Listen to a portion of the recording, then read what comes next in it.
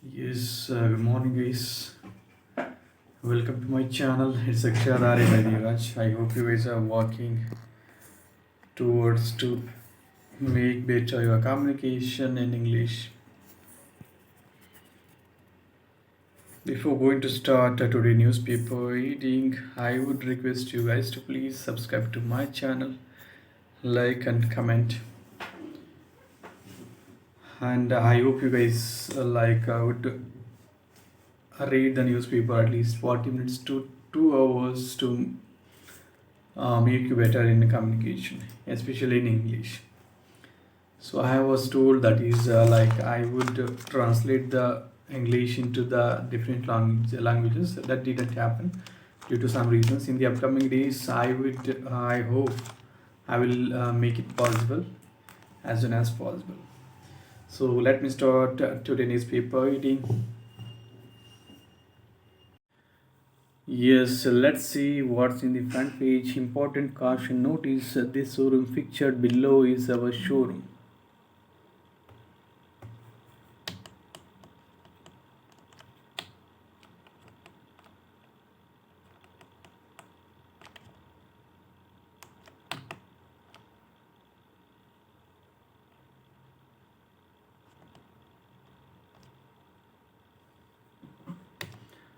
Let's go to the next page.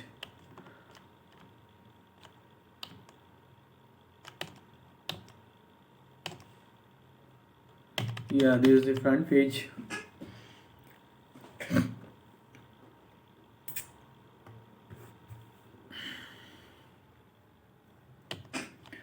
GDP expanded 6.1% in 2022-23 last year quarter, centered to provide air connectivity for Manipur's hill area. OTT shows to carry anti-tobacco warning. City sees wettest May since 1957. NIA raids 25 locations. PM Prachanda arrives on 4-day visit to further ties.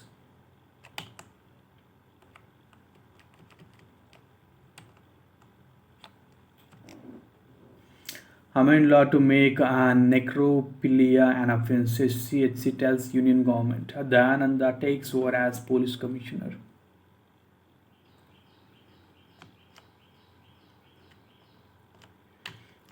TH talks Bangalore live chat with BMTC MD today. Lawyers bid farewell to Tiger Judge. CM gives note to continue hostile tender work.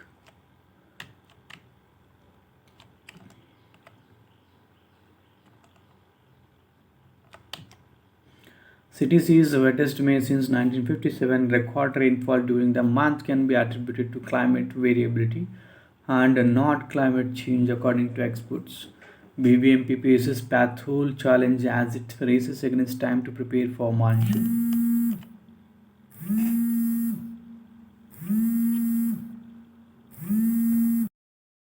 BBMP faces pathole challenge as it races against time to prepare for monsoon. Traffic police get trained in a new skill, clearing broken branches, clogged drains. We have given fire guarantees and carrying them out is guaranteed. Priyanka gets IT and B Patil in pro development. Many questions to be resolved, data to be compared over guarantees. Setting up the Award and Kalbugi benches created awareness in NK residents. Pre-bus travel scheme for women requires financial support from government, extra buses. BJP to hold a month-long campaign in June to mark 9th anniversary of Modi government. NI carries out searches in Karnataka, Kerala, Bihar. This is in connection with the investigation into alleged conspiracy of Popular Front of India activists in radicalizing and training cadre for carrying out acts of terror. TTD temple in Jammu to be open for darshan from June 8th. Families of house surgeon and firefighter to get extra ex gratia. Tamil Nadu reiterates opposition to Karnataka's proposal for a dam at Mekedatu. No high to scrap NEP in higher education sector, MC Sudhakar.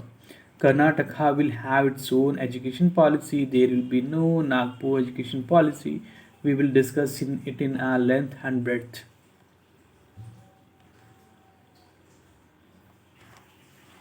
A parliamentary democracy or an executive democracy. Let me read this. Sans Shatan shows farmers need to be given timely, accurate information on rainfall. Last week, a new parliamentary building was inaugurated with both fanfare and controversy. In particular, the exclusion of the President of India, the formal head of the executive from the inauguration, and the symbolism around the Singal, a scepter originally used to signify the transfer of power between Chola rulers, generated significant debate. Submerged beneath this debate, however, is an overlooked fact the increasing subordination of the parliament in India's parliamentary democracy. Parts of the story are familiar. We know that bills are passed with a minimal or no deliberation. We know that Parliament sits for fewer and fewer days in a year, and parliamentary sessions are often adjourned. We know that presidential ordinances have become a parallel, if not dominant form of lawmaking. By constitutional design, it is tempting to attribute all of this to unscrupulous or careless politicians. What that misses, however, is the understanding that the growing irrelevance of parliament is not because of individual actions but a matter of constitutional design. In other words, the Indian constitution, by its very structure, facilitates and enables the marginalization of parliament and the concentration of power within a dominant executive. How does this happen? Consider the various safeguards that parliamentary democracies generally intend to put in place against executive dominance or abuse. First, in order to enact its agenda, the executive must command a majority in parliament. This opens up the space for intra-party dissent and an important role for ruling party parliamentarians who are not members of the cabinet to exercise a check over the executive. Occasionally, ruling party backbenchers can even join forces with the opposition to defeat unpopular bills, as was the case with various Brexit deals in the UK House of Commons between 2017 and 2019. Second, the opposition itself is granted certain rights in Parliament and certain limited control over parliamentary proceedings in order to publicly hold the executive to account. Third, the interests of Parliament against the executive are meant to be represented by the Speaker, a neutral and independent authority. And fourth, certain parliamentary democracies embrace bicameralism, that is, a second upper house that acts as a revising chamber where interests other than those of the brute majority are represented. In our case, that is the Rajya Sabha acting as the Council of States. When these features function as they should, it becomes very difficult for the executive to ride a roughshod over parliament and in turn opens up a space for parliament to act as the deliberative and representative body that is meant to be a dilution eraser. In India, where each of these features has been diluted or erased over the years, first, the possibility of intra-party dissent within Parliament has been stamped out by virtue of the 10th schedule to the Constitution, popularly known as the Anti-Defection Law, introduced through a constitutional amendment in 1984. The 10th schedule penalizes disobedience of the party whip with disqualification from the House altogether. Ironically, as recent events have more than amply demonstrated, the 10th schedule has failed to fulfill the purpose for which it was enacted, that is, to curb horse trading and unprincipled plurocracy. What it has done, however, is to strengthen the hand of the party leadership, which in the case of the ruling party is effectively the cabinet or executive against its own parliamentarians. Intra-party dissent is far more difficult when the price is disqualification from parliament. Second, right from its inception, the Indian constitution didn't carve out any specific space for the political opposition in the house.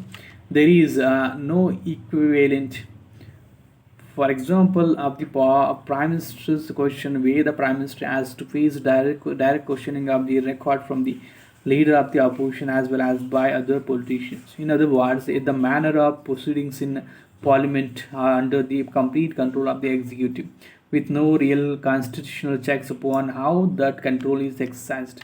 Third, this is exacerbated by the fact that the speaker in our system is not independent. The speaker is not required to give up a membership of their political party and is not constitutionally obligated to act impartially. This has led to an increasing trend at both the central and the state levels of speakers acting in a blatantly partisan manner in order to advance the interest of the executive over the interest of the House. Not only does this affect the quality of the deliberations in the lower house, as the speaker has control over the conduct of the house, but it also has a knock-on effect on the upper house, as has been seen of late when the ruling party wishes to avoid effective scrutiny in the Rajya Sabha over bills. The Speaker simply classifies the bill as a money bill, thus depriving the Rajya Sabha of the right to make amendments. This was seen most vividly in the case of the Aadhaar Act, where Rajya Sabha scrutiny was avoided in this precise manner, and many important rights protecting amendments could not be passed. Role of the upper house. Fourth, the role of the upper house is undercut not only by the speaker's misclassification of bills but also by the constitutionally sanctioned ordinance making power. An ordinance is nothing more than executive legislation, and while in theory it is meant to be used only for an emergency, while Parliament is not in session, in practice it is used as a parallel process of lawmaking, especially when the executive wants to bypass the upper house altogether, at least for a period of time, and create a fate accompanying. When we put all of this together, what emerges is a picture where the only effect check upon the executive is one where the electorate has thrown up a fractured mandate and the ruling party is forced to govern in a coalition with allies with whom it doesn't always see eye to eye. In such a scenario, coalition partners can exercise something of a check upon the executive in parliament. However, when there is a single majority per ruling party, whether at the center or in the states, there is very little that parliament can do. The anti-eviction law wipes out intra-party dissent. The political opposition's scope for participation depends upon the discretion of the executive. Partition speakers further ensure that the executive is insulated from public embarrassment at the hands of the opposition. By controlling the debate and the upper house, it is taken out of the equation either by the misclassification of money bills or by the use of ordinance power. It is no wonder then that the quality of parliamentary deliberations has declined. It is simply a mirror of Parliament's own structural marginalization under the Constitution. Instead, what we have is greater and greater executive power, a situation that resembles presidential systems with strong executives, but without the checks and balances and veto points that those systems have. In effect, the worst of all worlds, therefore, even as the new parliament is inaugurated, the urgent question that we must ask is whether, in informal terms, India can continue to be called a parliamentary democracy, or whether we have gradually morphed into an executive democracy. And if indeed we want to return to parliamentarianism, what manner of constitutional charges, changes, and reforms that it would require? So this is about the parliamentary democracy or an executive democracy. Let me go to the next editorial page. Biodiversity is us and we are biodiversity. Is President Emeritus of the Bangalore-based Ashoka Trust for Research in Ecology and the Environment and the convener of Biodiversity Collaborative. The observance of International Biodiversity Day, May 22nd, was yet another reminder of the pivotal role our natural world plays in resolving the climate change crisis, which, along with the decline of biodiversity, poses an existential threat to our future. Biodiversity, the rich variety of life forms and their interconnections with each other and the environment is everywhere inside our bodies as ubiquitous cutus microbi- microbiomes in our backyards, villages, towns, and cities, and in remote wild places, as well as organized ecological communities and ecosystems. Maintaining and enhancing biodiversity on land and in oceans is perhaps the least expensive mechanism to sequester carbon dioxide from the atmosphere so as to cool our land and oceans. Mitigation of climate change is but one of the several benefits we derive from the biodiversity. It also fulfills our basic needs for food, shelter, medicines, mental health, recreation, and spiritual enrichment. To face the continuing decline in the quality of our environment, we will need to rely more and more on solutions that draw upon biodiversity and nature, also called nature based solutions to secure our future. It is biodiversity that will restore our degraded lands and polluted rivers and oceans and sustain our agriculture in the face of climate change. It is biodiversity that will form the basis of a new sustainable green economy, and it is biodiversity that will inspire our children to opt for a more humane, just and hopeful future which accords primacy to the living world. Despite the importance of biodiversity that ultimately sustains all human endeavors, we have been poor stewards for caring and nurturing life on Earth. Globally, as well as in India, we have failed to adequately conserve and manage our precious, irreplaceable natural heritage. Biodiversity is declining worldwide, and our lost remaining largely isolated ecosystems are degrading due to changes happening around them, such as loss of species, climate stresses, and continuous human presence. In India, the past conservation amendment will further weaken our resolve to sustain the remaining biodiversity. Nurturing and managing the biodiversity. In many ways, biodiversity is us and we are biodiversity. The civil society must play a critical role in sustaining our biodiversity. A paradigm shift in the care of biodiversity, long overdue, must begin now, flowing from this International Biodiversity Day. Let us first change the way we manage our biodiversity. Currently, the main custodian of the natural world is the Indian Forest Service.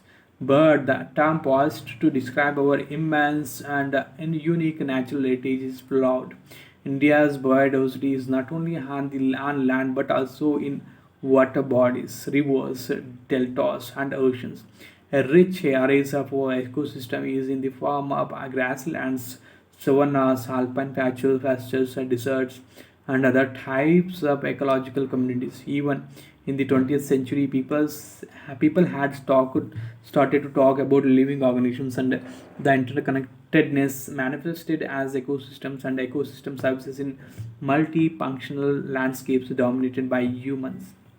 In the 21st century, the basic terms forest and wildlife have limited meaning or usefulness. We must think of multifunctional landscapes where aspirations, beliefs, traditional knowledge, and the direct participation of local communities are central to the notion of conserving and sustaining life on Earth. In 2006, policymakers in India enacted the Forest Rights Act that called for an increase in the stake of indigenous groups in ownership as well as management biodiversity. However, the act largely remains on paper, yet to be implemented on the ground. 17th years later, it is time to even move behind the act's step to fundamentally alter the way we manage our biodiversity. If biodiversity is everywhere as it is, we must mainstream it into our daily actions. In every development program, in every government department, in every public and private institution, and it is time to decentralize the management of biodiversity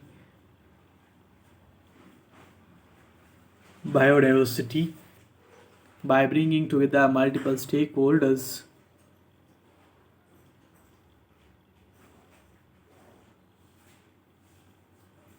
stakeholders, especially local communities, through Gram Sabhas and biodiversity management communities.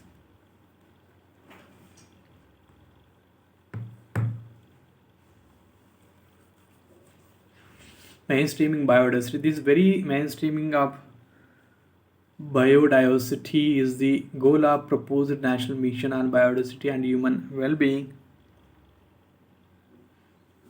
An idea this writer has referred to in earlier columns. India's leading conservation biologist working under the umbrella of the Biodiversity Collaborative based in Bangalore conceptualized the idea and developed a roadmap for the mission approved in principle by the Prime Minister Science, Technology and Innovation Council.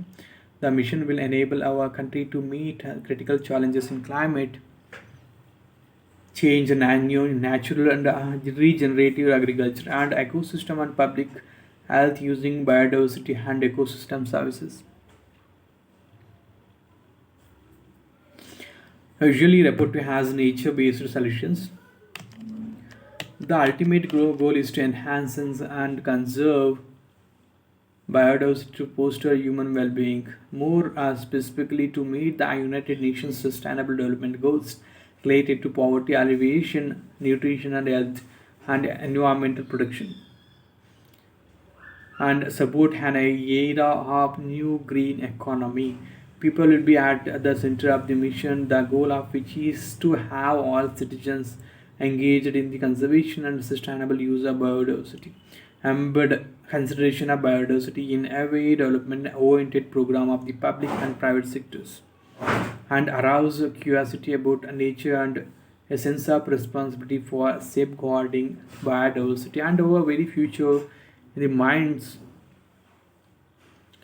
of every child and every student. Understand taking such a pledge would be a fitting celebration of our precious and irreplaceable natural world.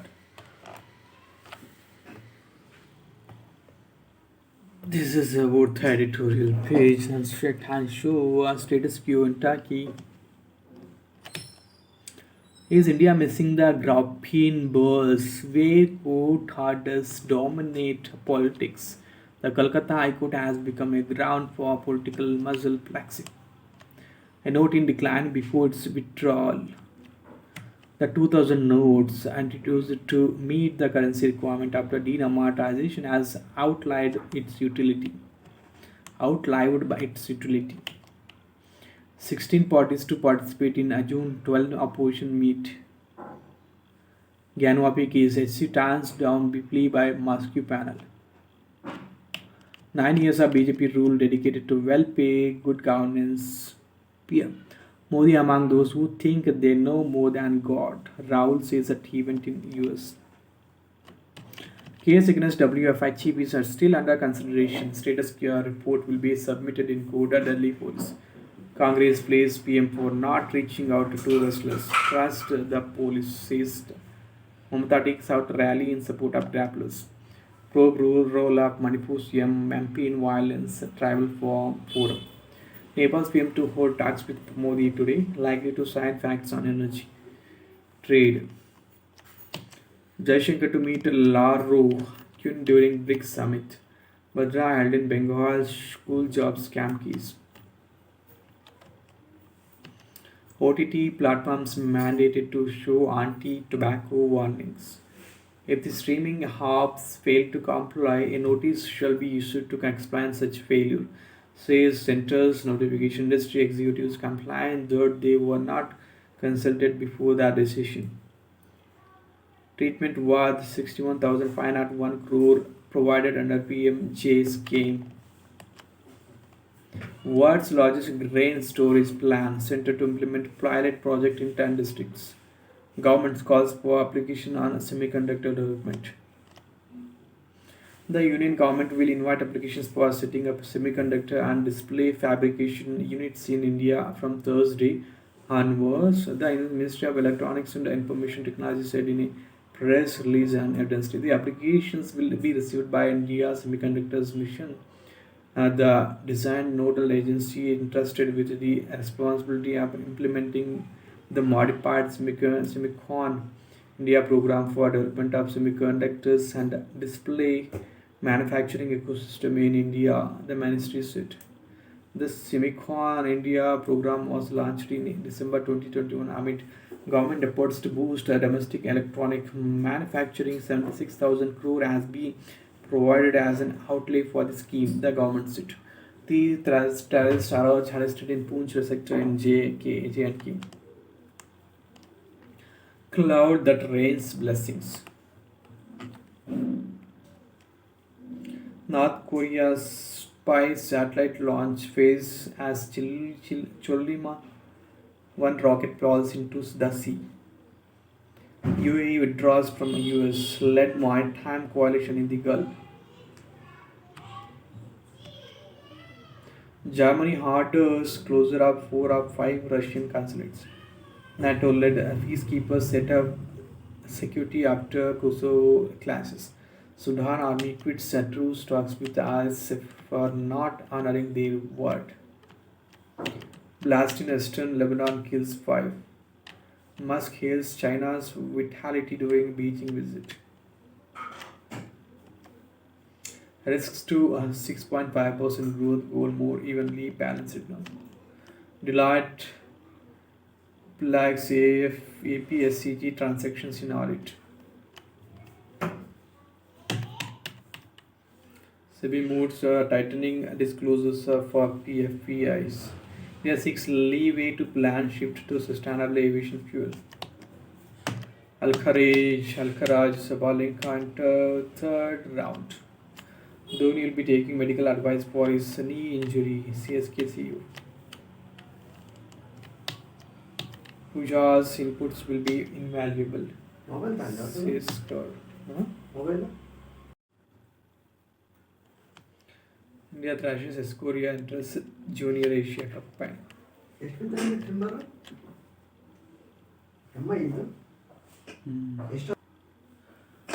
Sachin Tendulkar, who is a special relationship sports star, holds a copy of the 1989 edition where he first featured on the cover. V.V. Krishnan, who clicked that pair photograph, also and handed him the special issue marking the icon's 50th birthday. Gukesh flows, Firoj leads with Caruana. IOC for listless safety and unbiased investigation. India is doing a lot of right things so far. Kiran George stands Yuki. Saina, Lakshya and Satvik Chirag advance. Kumar Kaura moves into the second round in Portugal. The showstoppers who made it a riveting spectacle. Neuralink human trials. How all concerns have been addressed. Neuralink is making a class 3rd medical device known as a brain-computer interface. The device connects the brain to an external computer via a Bluetooth signal, enabling continuous communication back and forth. It could revolutionize the treatment for conditions such as Parkinson's. When defective, such batteries have historically been known to overheat. They can even explode if the insulation between the cathode and anode, the metal electrode components, breaks down, resulting in a short circuit. The Venice of the West, New York City, is sinking under its own white weight. And the wonderful human body and its fascinating musculature.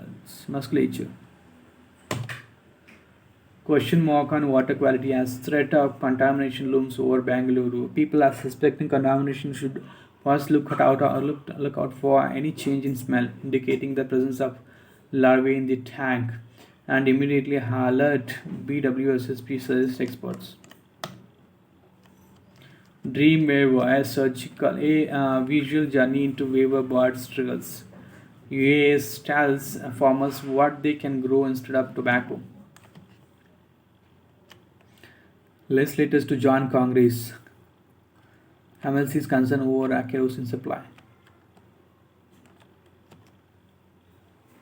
City play among Bengaluru's popular homegrown bands. TAQ talks about its journey, hardships during the pandemic, how it found its feast post lockdown, upcoming album and more.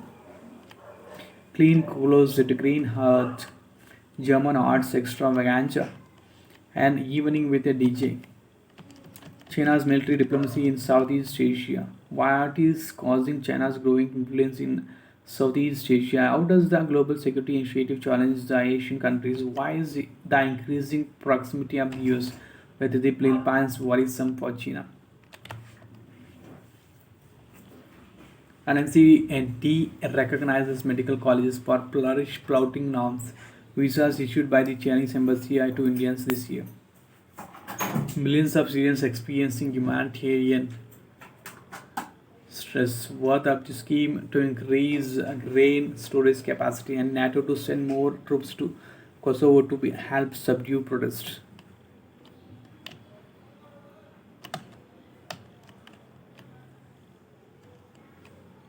Or to a city. Why Amritsar brings out the dynamism of the Sikh heartland.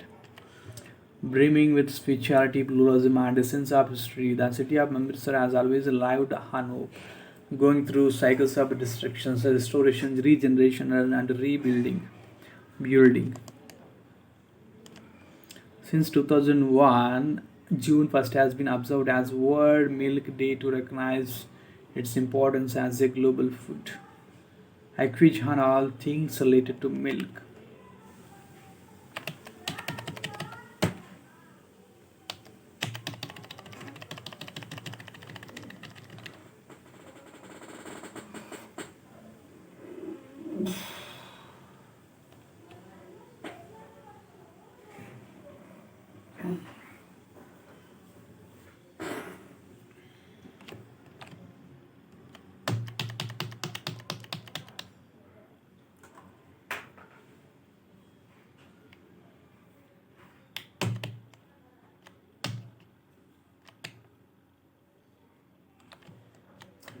Know your English.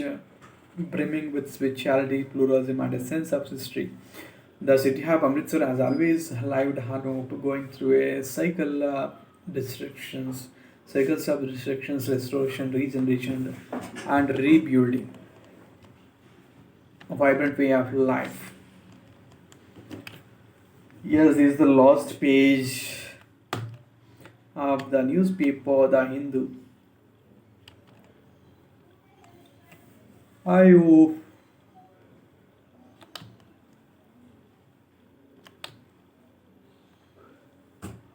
you guys are reading the newspaper at least 2 hours, 40 minutes to 2 hours to make you better in communication.